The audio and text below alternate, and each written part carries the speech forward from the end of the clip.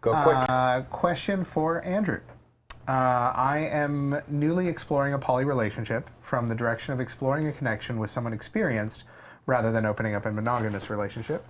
I've done a lot of introspection, reading, and learning. I know communication, honesty, and emotional intelligence are all really important, but do you have any other more specific advice about someone beginning their first poly relationship, or is there anything you could share about your experience? Well, my experience came from the other direction, opening up a monogamous relationship in the beginning. But I can give you a little bit more specifics that I would recommend for that. The communication, no matter what, is going to be the key thing. And you're going to hear people reinforce this a lot. It is so paramount important.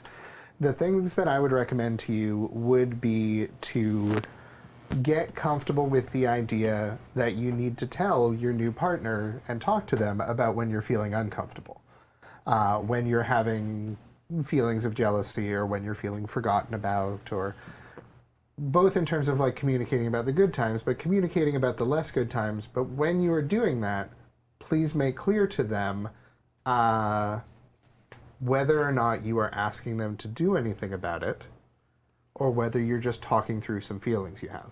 In my personal experience, I generally oftentimes just need to talk about it with somebody. I don't necessarily need anybody to do anything. I just need to talk about it and have somebody I care about be like, yeah, that's valid. Those are some difficult feelings you're working through. And I say, yeah, okay, cool. You know, I'm not wrong here. Thank you. That's it. That's all they need to do. That's all I need from them.